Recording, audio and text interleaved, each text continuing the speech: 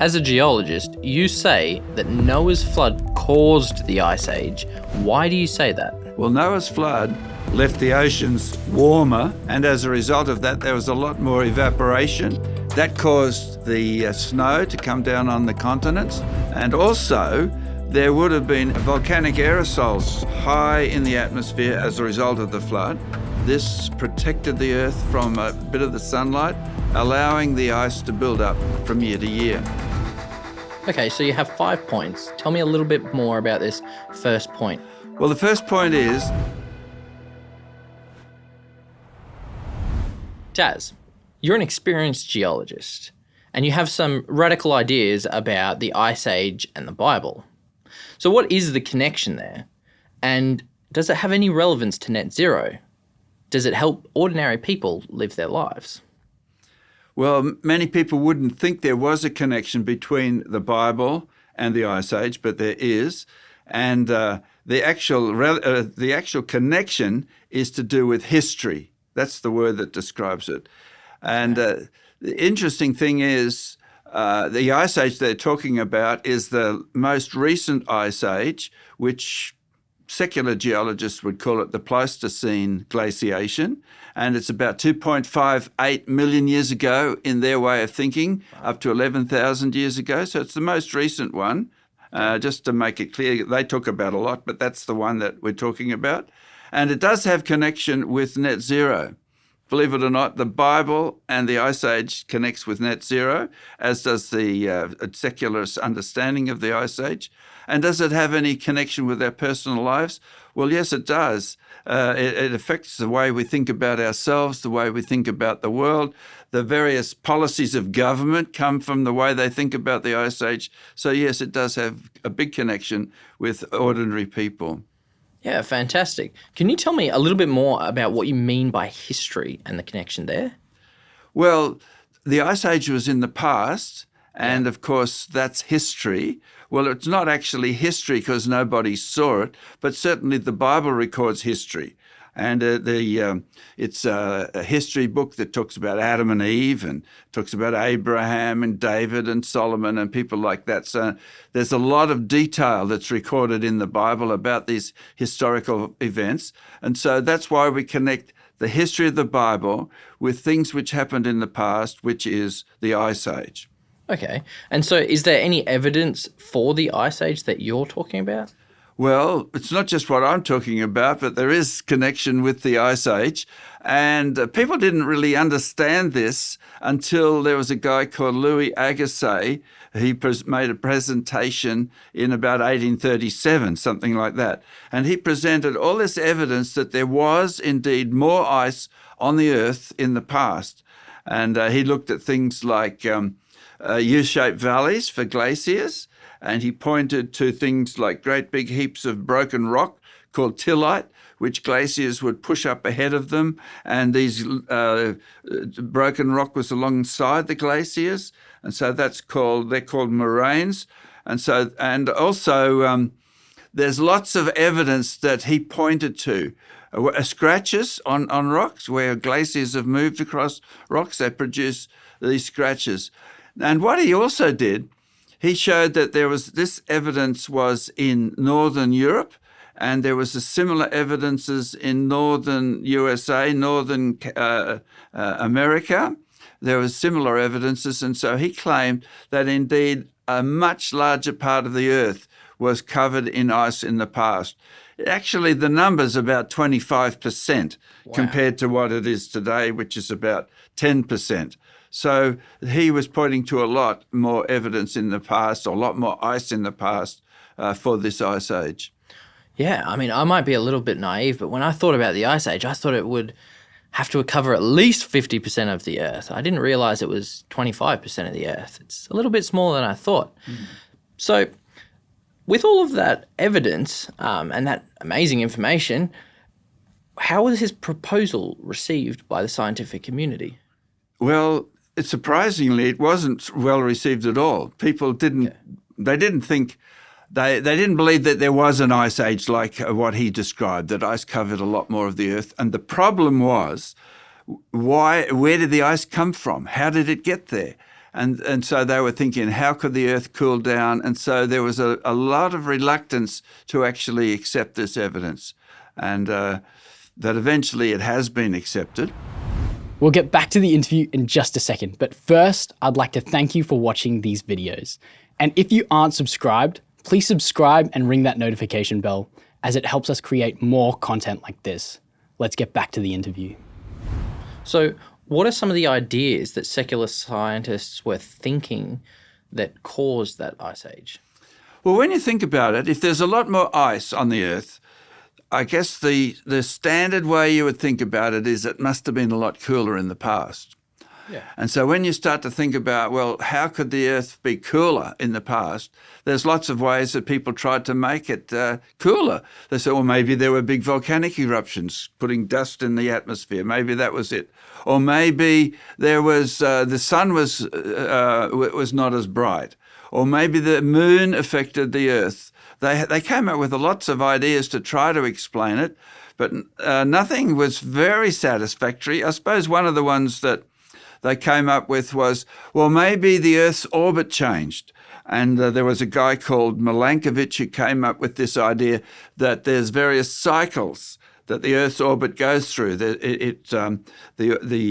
axis precesses and it changes its angle, and also the orbit changes, and so it affects the amount of sunlight on the Earth. But the problem was that even with these changes, it's not enough difference to be able to produce an ice age, and they realized that. So they tried to think of how it could possibly produce the ice which was needed to explain the ice age. And so after all of these years, has the mystery of the ice age been solved? Well, they would think that it has. There's actually a consensus about it, and it's to do with the Milankovitch cycles, to do with the orbit of the Earth. And there's various cycles, one of about 25,000 years. There's one of about 41,000 years. There's another one of 100,000 years. So these cycles, they know that it's not enough to be able to produce the cooling needed for what they think is needed. So they've introduced a secondary factor which is added in, which is it's affected the carbon dioxide on the Earth. And what was that? And so just the carbon dioxide and the way the carbon dioxide is absorbed in the atmosphere, they thought that was a factor which was affecting the amount of ice which was on the Earth and the way that the climate was. So that's where the climate comes from. And also they introduced another factor which sort of gave a emphasis, exaggeration to the change. So you could call it a positive feedback, a reinforcing feedback, and that has its own problems. Okay, what do you mean by positive feedback? Is it a good thing? Well, it's generally not a good thing. You might have experienced it if you've been in a meeting somewhere in a room, a hall, a venue, and somebody takes the microphone too close to the loudspeaker, and the sound emphasizes, and then it amplifies again, and there's runaway, just an instability in the sound. And so that's the situation with regards to the explanation for the Ice Age, is their models have got this instability in them. And they're aware of this, and so that's why they talk about the concern about the climate having a tipping point, tipping over the edge, falling off a cliff. And so that's what their model does. It produces this instability to be able to understand what's ahead on the Earth. So this uniformitarian view has positive feedback issues. What about the biblical worldview? Can that explain the Ice Age? Does it have similar problems with the feedback loop? The biblical worldview explains the problems really well. It explains the Ice Age. It's very elegant, and it comes up with insights and predictions which solve problems that the secular view has. And so the biblical worldview is very good from that point of view, and it's not unstable. And it depends on history of the Bible. And the big factor as far as the Bible is concerned, as far as the climate and the situation in the world, is Noah's flood. Noah's flood is what deluged the earth. It destroyed it, and as a result of that, the earth eventually emerged from the flood, and the waters ran off, and the Ice Age occurred right after the flood. Actually, the flood produced exactly the conditions which are needed for an Ice Age, and so it's a very elegant explanation. So actually, Matt, that brings us to the first point that I'm wanting to make about Bible and the Ice Age. Okay, so you have 5 points. Tell me a little bit more about this first point of the flood. Well, the first point is that the Bible explains the Ice Age. It explains why it started. Okay. And that's what the secularists, the big problem that they have is they can't explain why it started. So from the biblical point of view, when you look at it, Noah's flood, great big catastrophe, there was huge volcanoes, movements of the earth's crust. And so when it was over, when the waters had gone off the earth, the oceans were a lot warmer. And that's the key. The warmth in the oceans, it's counterintuitive actually, but it's the warmth in the oceans which produced a huge amount of evaporation, more evaporation than we experience today. And so this evaporation produces, the precipitation, which ends up as snow on the continents. And so this snow is what builds up the Ice Age, that builds up the ice, the glaciers on the continents. And so that's the key, why it started. It started because Noah's flood left warm oceans. And it also left something else. Noah's flood left a lot of volcanic dust in the atmosphere, aerosols, and that had the effect of slightly shielding the earth from the sun. And as a result of that, the snow that was deposited, that was precipitated on the continents in the winter, it was not melted back as much during the summer, and so it built up from year to year.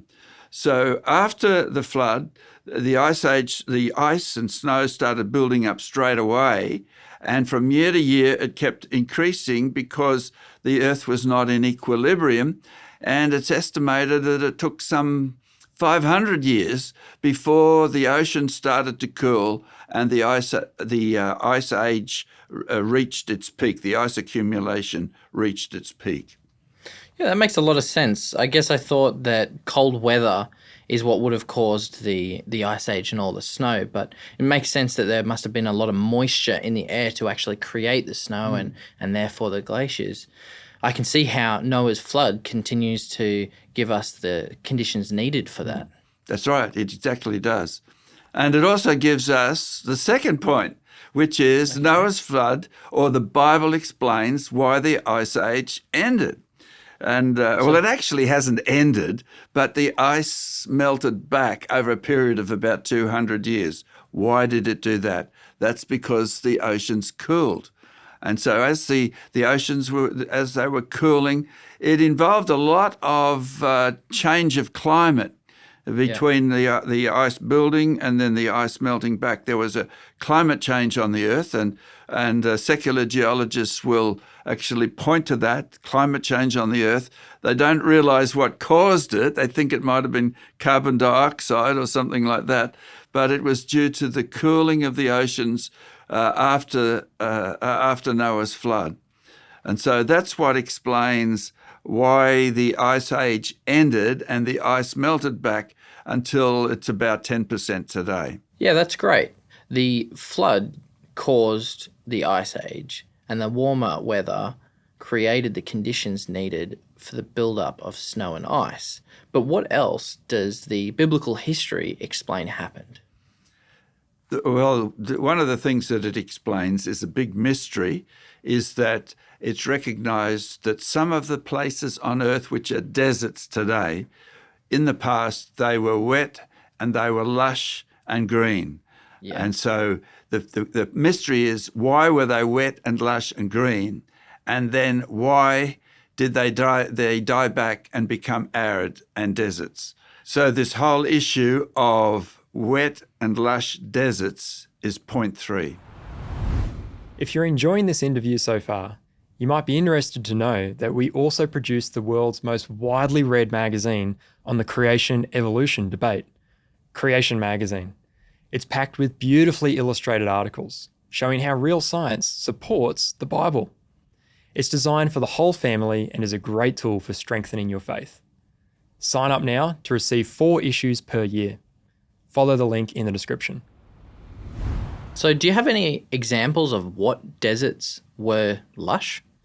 Well, the Sahara Desert is one in point, and there are quite a number. There's the Gobi Desert, there's the one in Mongolia, and various other places. There's deserts in the United States of America, or in North America. There are deserts there. And so there's quite a few around the world which people are aware of, and there's a lot of evidence that they indeed were lush in the past. Satellite imagery of the Sahara Desert, for example, finds places where there were lakes. There's a river which flows through the Sahara Desert. It's the size of the Nile. And there's a lot of evidence that people lived there. They had caves with cave paintings, and there was a place actually where there was fishing, and people were able to fish at a lake. And there's archaeological evidence of the remains of fish and harpoons and those sorts of things. So it was quite extensive, the Sahara Desert, quite lush and habitable. So why was it like that? Well, if we start with the Bible's history, and we can work out that it was due to the flood when there was a lot of rainfall. The rainfall, we've talked about that already, the warm oceans producing the rainfall. That explains why there was all this rainfall and wetness in these places which are now deserts. And so that's a simple explanation to a major puzzle, major climate problem that the secular scientists have. So the other thing that it explains is why these lush places have become arid and turned into the deserts. It's to do with the change of the ocean temperature through the Ice Age, and so the reduction in the precipitation that occurred.